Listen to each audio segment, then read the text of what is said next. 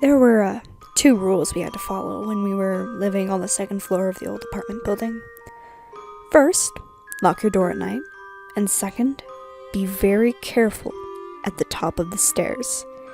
These were natural rules, since despite the front door being locked, you had to be really sure of 2 full floors of neighbors to leave the door unlocked, especially during the night. As I understood it, the management of the house used to be really strict about the locked doors thing and had put up signs all over the place telling people to lock their doors. I heard from the man next door that they sometimes even went around at night and rattled all the doors, making sure that they were all locked. But of course, they completely denied being so invasive as that. I had never heard them at it, but I had been known to sleep perfectly content through an earthquake, so that was no indication. As for the stairs, it was just a simple reminder. They were steep and slightly tricky stairs, and I heard there had even been a couple of deaths from falling down them. It was good to remind people. Nothing wrong with that. Besides, my sister and I were happy there. Leanne had been fortunate enough to get the room directly across from mine, and we were old enough to actually enjoy each other's company, despite the traditional feud that comes between an older sister and her younger sister. To tell the truth, the feud still existed, but it had become more of a cheerful rivalry than anything else. We were happy. Just happy. Things weren't perfect, granted. We were in an area that had constant thunderstorms, and the power was as often out as it was functional. My room had a continuous smell of strong soap, and although that isn't at all the worst thing it could smell of, it was a bit tiresome after a while. Leanne's room developed a troublesome lock, and half the time the bolt would click out the moment someone pulled at it. We wanted to move out, sure, but we also wanted to wait until we could each be sure that the other could too. If only we had known. If only there'd been even the slightest flicker of menace, but there was none. There were no cold spots, no abnormal shivers when passing over a certain area, no strange noises but for the occasional rattling of the knobs in the night. Nothing. Not until that night. I awoke in the middle of it, simply out of thirst. I first tried my sink, obviously, but the power was out, so the pump wasn't running. Annoying, but the landlords kept a tank full at the top of the stairs, exactly for this purpose. Really, I should have thought to fill up my own jug whenever there was a storm warning, but however many times I had thought of it, I never quite managed to go through with it. I went out to the landing, torch in hand. Halfway to the tank at the top of the stairs, I tried to click it on and found that it was dead, but that mattered little. There was an ambient light, and lightning frequently flashed through the skylights with which the architect had a love affair when designing the building.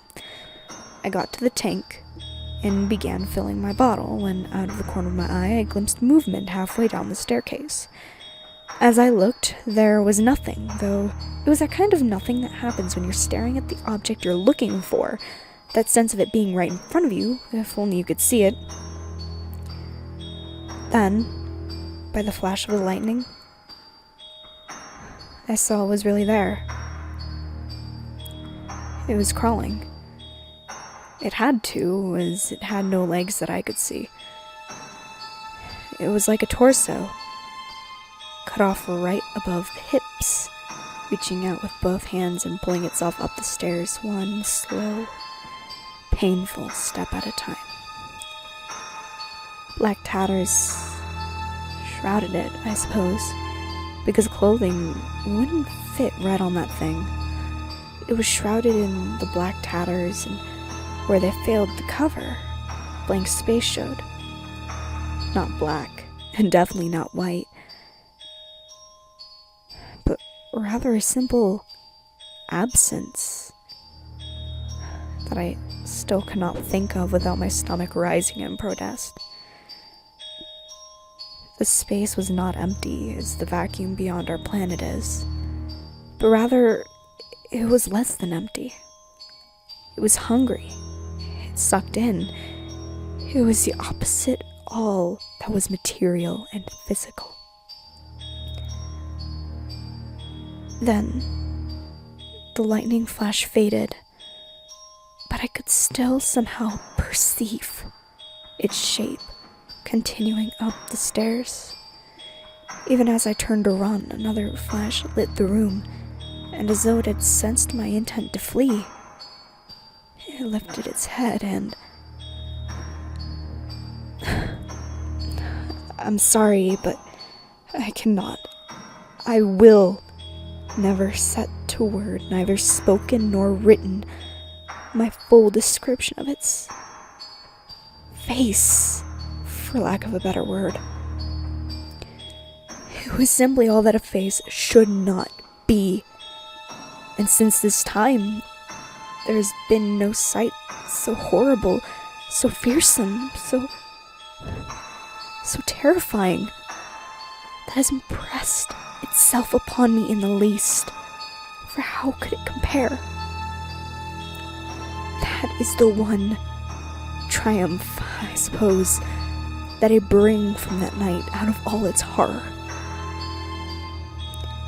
I shall never again be cowed by the sight of evil, for the worst done by man is but the palest reflection of the visage that faced me then.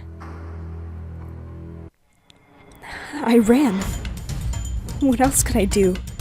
I ran to my room as fast as I could and began fumbling with my keys, all the while becoming aware of a faint slithery drag, thump, coming from the stairway. How far up had it been? Halfway? 2/3? How many steps did it have left? Finally, I forced my key into the lock, yanked the door open, dove in, locked it again, collapsed. The adrenaline suddenly gone. I had no time for introspection, however, as I suddenly realized that I could still hear the thing, now up on the landing. It was still crawling. I could hear the hand-over-hand slither of it as it came straight for my door.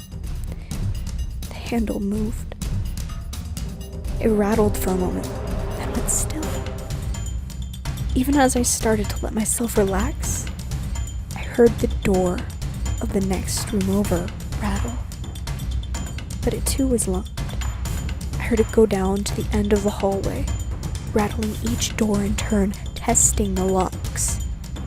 I sat and prayed that none of the other tenants had left their door unlocked, leaving themselves open to that terror.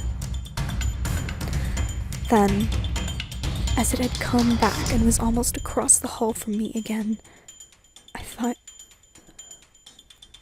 Leanne, please, no. Its slithering movement was clearly across from me. I listened, hoping, praying for a rattle.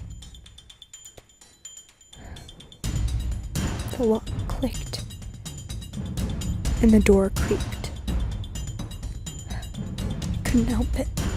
I grabbed the useless flashlight as a club and threw open the door. At the same time, there was a clatter and an all too familiar scream from the direction of the staircase. I ran towards it, other tenants opening their doors and peering out, working torches, lighting the hallway. There was yet some glimmer of hope in me, some faint wish that if I got there fast enough, she would be all right. But no. There, at the bottom, crumpled like a broken toy. The marks of hands fast fading from her ankles was